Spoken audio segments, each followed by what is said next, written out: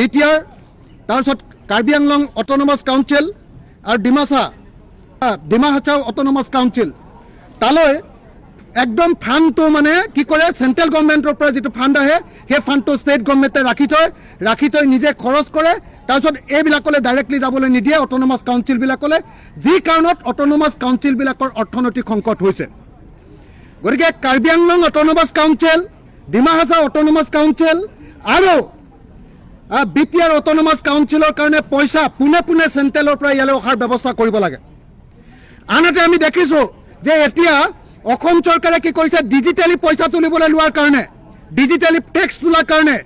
এতিয়া ৰাজ্য চৰকাৰে টেক্স তোলোতে কি কয় টেক্সটো এতিয়া ৰাজ্য চৰকাৰৰ ওচৰলৈ গুচি যায় আগতে ডাইৰেক্টলি অট'নমাছ কাউন্সিলে টেক্স তুলিব পাৰিছিলে এতিয়া ৰাজ্য চৰকাৰৰ ওচৰলৈ গুচি যায় আৰু ৰাজ্য চৰকাৰে 1 বছৰ 2 বছৰলৈকে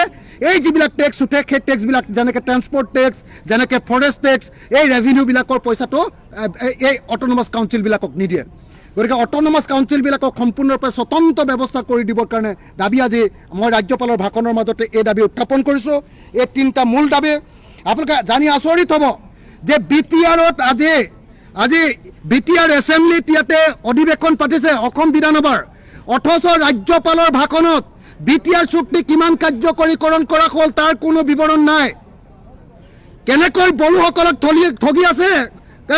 বড়োসকলক কেনেকৈ ঠগি আছে কেন্দ্ৰীয় চৰকাৰ আৰু ৰাজ্য চৰকাৰে কেনেকৈ বড়োসকলক ঠগি আছে আজি ৰাজ্যপালৰ ভাষণটো আপোনালোকে পঢ়িলে এই কথা জানিবলৈ পাব গতিকে বড়োসকলে যাতে আগতে আকৌ আন্দোলন কৰিবলগীয়া নহয় অনতি বিলম্বে BTADৰ যিখন চুক্তি 2020 চনৰ যিখন চুক্তি মেমৰেণ্ডাম অফ সেটেলমেণ্ট এইখন ইমিডিয়েটলি 100% কাৰ্যকৰীকৰণ কৰিবৰ কাৰণে আৰু কাৰ্বি আংলঙৰ যিবিলাক কাম আছিলে সেই কাৰ্বি আংলঙৰ কামবিলাকো সম্পূৰ্ণৰূপে কাৰ্যকৰী কৰিবৰ কাৰণে আৰু ডিমা হাছাওৰ যিবিলাক চুক্তি আছিলে সেই ডিমা হাছাওৰ চুক্তিবিলাকো কাৰ্যকৰীকৰণ কৰিবৰ কাৰণে দাবী উত্থাপন কৰিছোঁ আৰু ৰাজ্যপালৰ ভাষণে আমাৰ ষষ্ঠ অনুসূচীৰ জনজাতিসকলৰ প্ৰতি আজি কোনো ধৰণৰ বক্তব্য দাঙি ধৰিব নোৱাৰা কথাটোৱে বড়োসকলক যে কেৱল এখন অধিৱেশন পাতি দেখুৱাই কেৱল যাক অকল যে পইচাৰহে অপচয় কৰিছে আৰু বড়োসকলৰ চকু কেৱল ঢাকিবলৈ কেৱল চেষ্টা কৰিছে বড়োসকলৰ আৰ্থসামাজিক উন্নয়নৰ কাৰণে যে কোনো কাম কৰা নাই এইটো স্পষ্ট প্ৰতিফলিত হৈছে গতিকে মই ভাবোঁ যে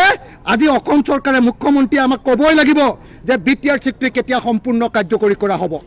আজি আমাক ক'বই লাগিব যে কাৰ্বি আংলং চুক্তি কেতিয়া সম্পূৰ্ণ কৰা হ'ব আৰু ডিমা হাছাও চুক্তি কেতিয়া সম্পূৰ্ণৰূপে কাৰ্যকৰী কৰা হ'ব এই কথা আজি ক'বই লাগিব কেতিয়াও চৰকাৰকে এৰি দিব চাওক যিসকলে শান্তি নিবিচাৰে সেইসকলে সমাজক ভাল নাপায় যিসকলে শান্তি নিবিচাৰে সেইসকলে মানৱ জাতিক ভাল নাপায় যিসকলে শান্তি নিবিচাৰে সেইসকলে সৰ্বাংগীন উন্নয়ন বা নিজৰ অঞ্চলৰ উন্নয়নৰ কথাটো তেখেতসকলে কেতিয়াও মানে বিবেচনা নকৰে তো সেইকাৰণে যি মানুহবিলাকে শান্তিৰ বিপক্ষে কথা কৈছে সেইসকলৰ সমাজৰ প্ৰতি কোনো দায়বদ্ধতা নাই আৰু সেইসকলৰ সমাজক আগুৱাই নিয়াৰ কোনো পৰিকল্পনা নাই সেইটো আমি দেখিবলৈ পাওঁ